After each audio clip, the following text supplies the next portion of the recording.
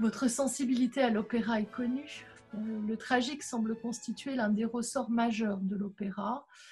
Si l'on songe à Monteverdi et ses thèmes empruntés à la tragédie antique, ou bien la tragédie lyrique par laquelle Lully veut égaler les grands auteurs tragiques français, ou bien à l'opéra italien avec Verdi et Puccini, ou encore les œuvres de Wagner, et plus proche de nous, l'inondation de Fili-Dei.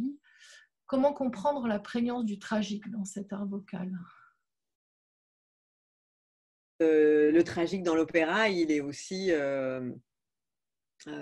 comment dire, hein, c'est Catherine Clément qui avait écrit un livre là-dessus, sur notamment sur la place des femmes dans l'opéra. Mais je veux dire, c'est aussi une façon, une société qui vient regarder, en fait, comme au théâtre, mais un drame qui peut se jouer dans la vie personnelle, en fait. Donc, il y a aussi ce pouvoir-là d'essayer de faire théâtre de nos vies.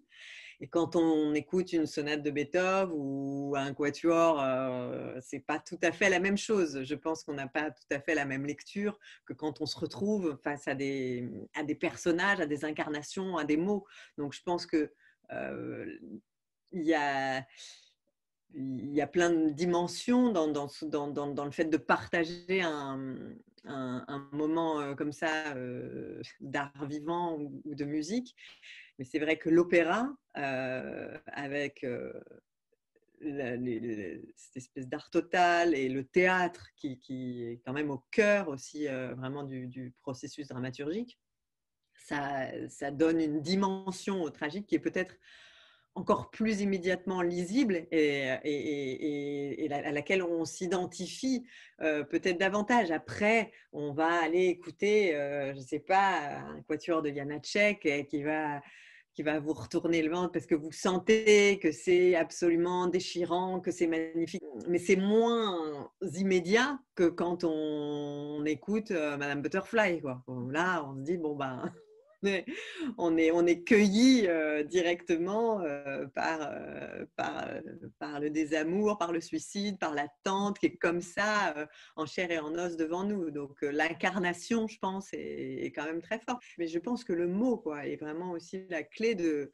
ce partage qu'on peut faire. Il y a quelque chose qui nous est peut-être plus immédiatement dramatique et donc dans lequel on peut rentrer peut-être plus facilement, quoique, encore une fois, hein, l'émotion pure de la musique, on peut la ressentir dans toute sa douleur et dans toute son intensité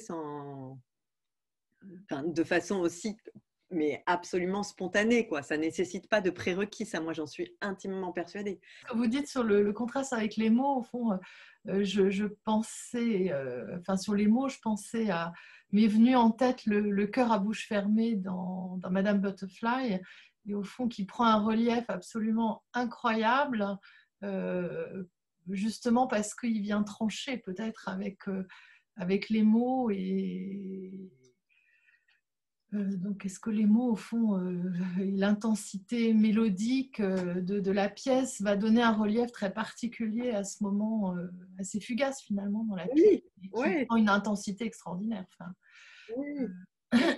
donc, c'est vrai que la question des mots et de la dramaturgie. Pour ceux que le langage a déserté. Oui, Oui, c'est ça. Oui, c'est ça. C'est ça. oui, oui, Ouais. tout à fait.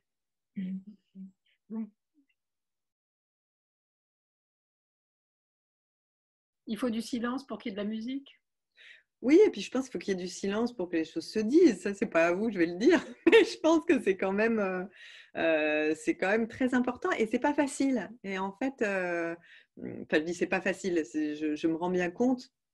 On n'est pas en plus dans une, ça fait des grands mots comme ça, mais dans une société qui en a beaucoup envie.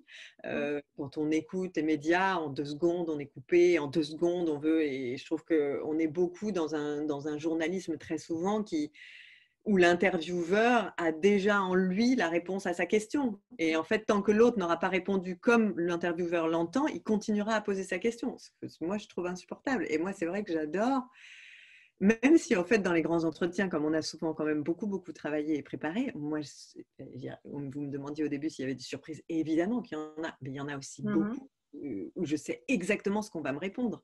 Et c'est pas grave. Et je me dis que il faut l'accueillir comme si je ne le savais pas. Et donc, je pense que le silence est un peu un luxe, mais c'est nécessaire.